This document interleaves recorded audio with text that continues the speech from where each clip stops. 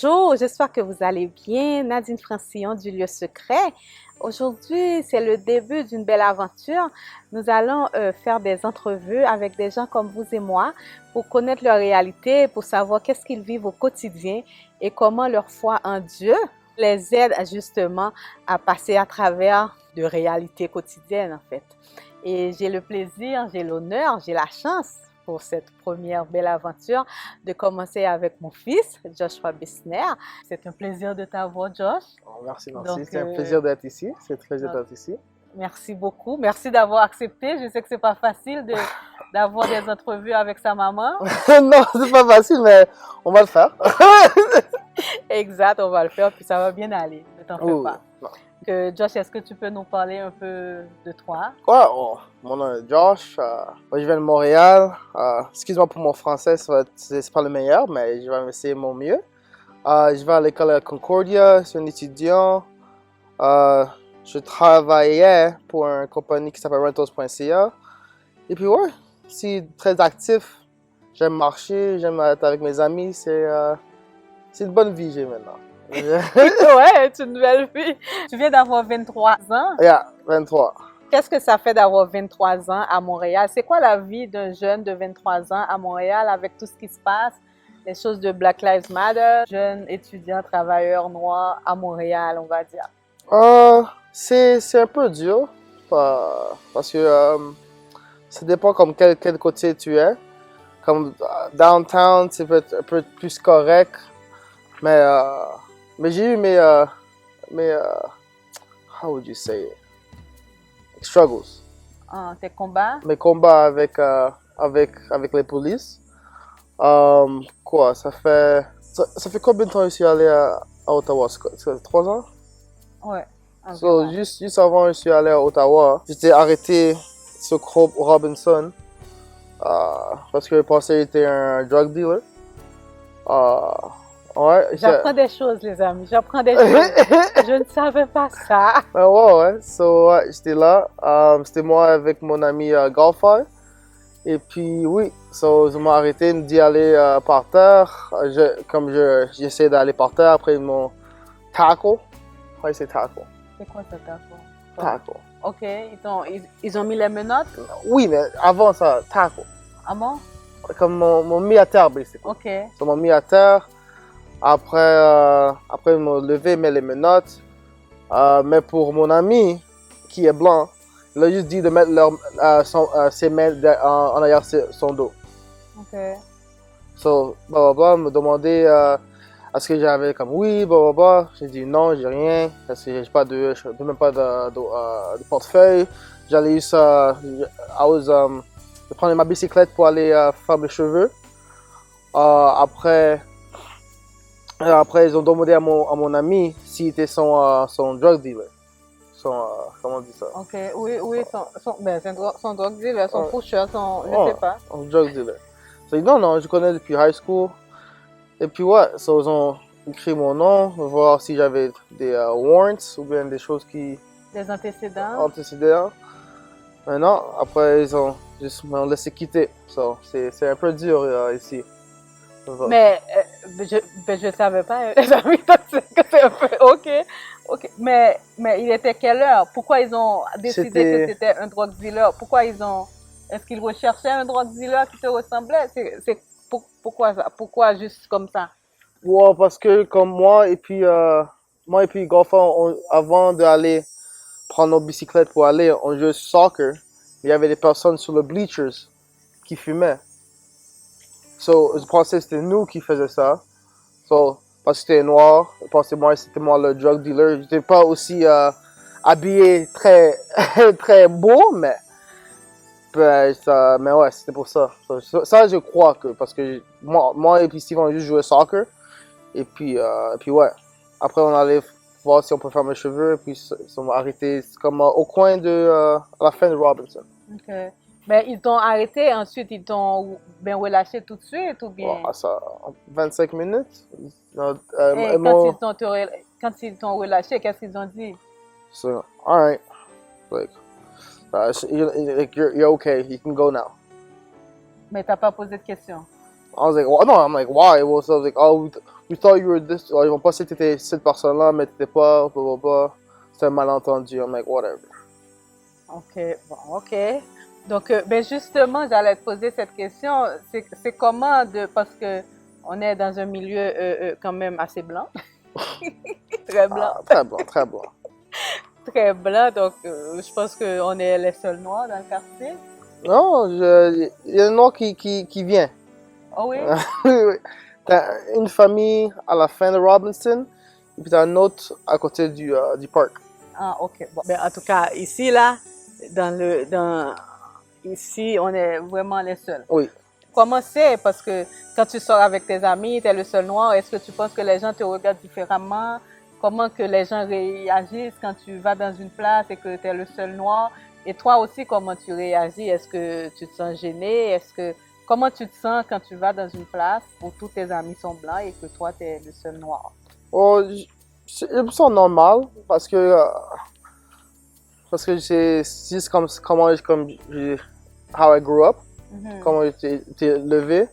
J'allais à l'école vraiment blanc.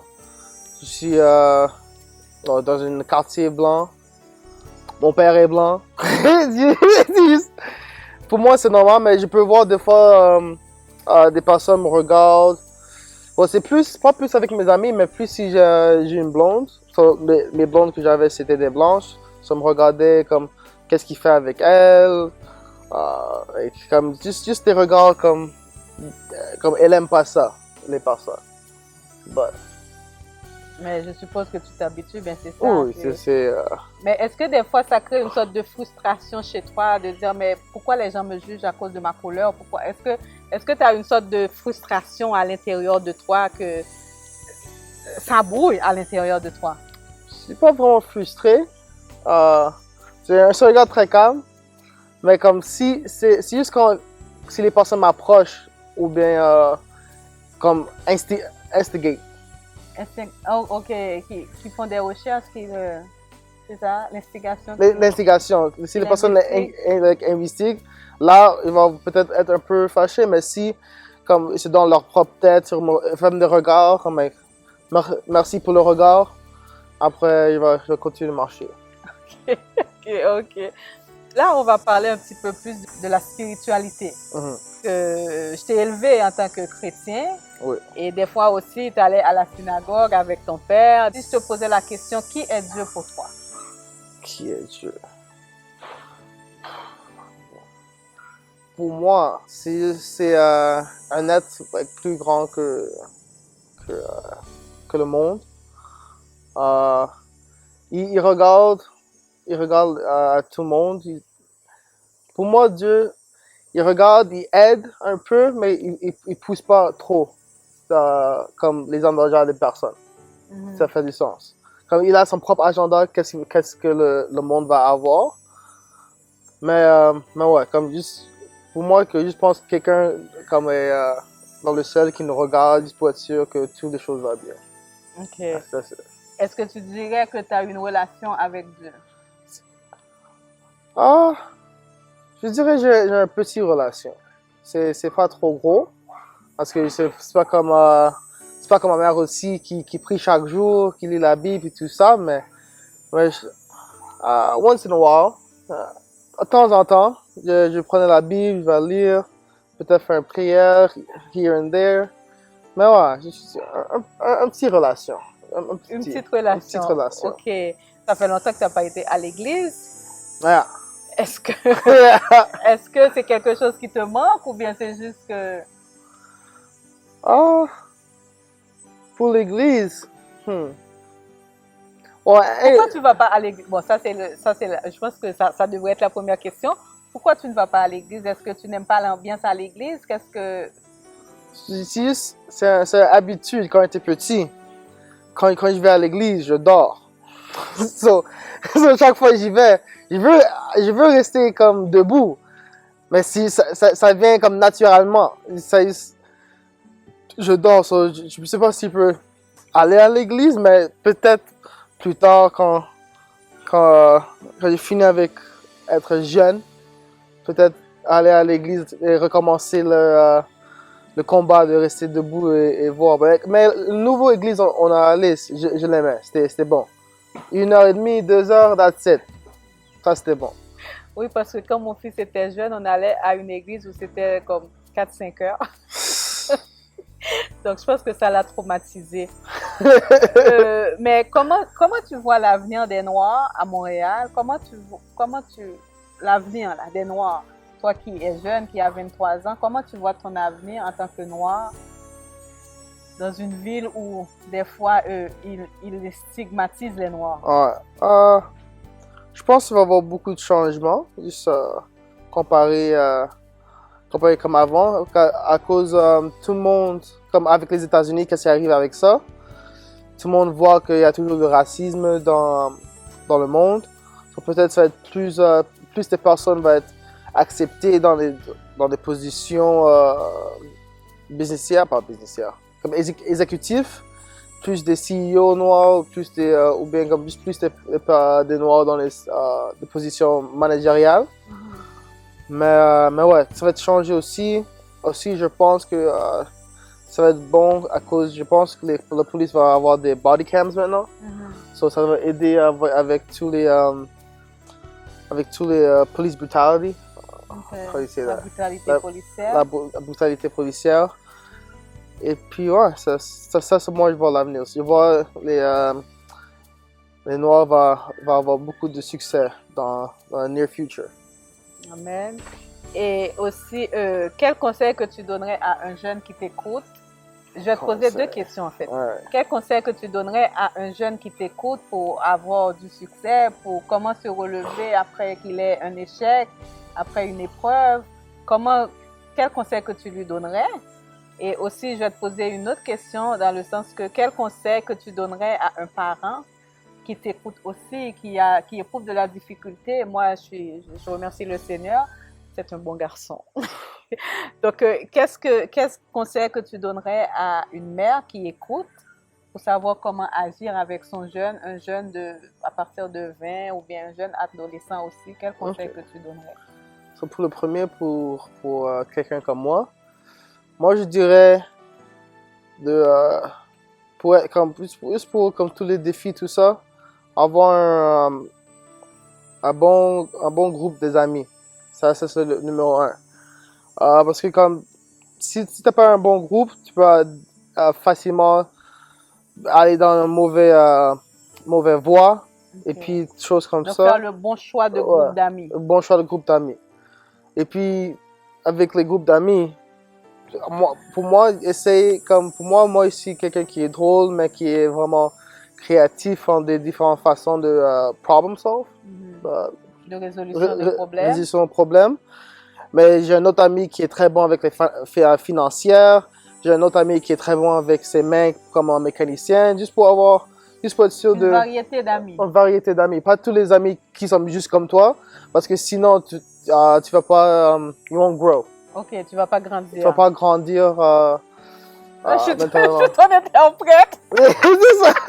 J'ai dit au commencement, mon français n'est correct. On te pardonne. Mais ouais, mais pour les parents, c'est juste de parler avec comme vos enfants, juste pour voir comment ils sont, des choses comme ça, juste comme si, même si comme ils essaient de comme push you off, mais reste avec eux, like, non, je veux parler avec toi, blablabla. Like, comme, je pense que ça va aider dans le long terme. Peut-être l'enfant va pas l'aimer comme au moment, mais dans le long terme, tu sais quoi, ma mère ou mon père était vraiment, il voulait savoir qu'est-ce qui arrive. Ok, laisse-moi dire plus qu'est-ce qui arrive avec moi maintenant, you know? Juste pour ouvrir la conversation. Ok.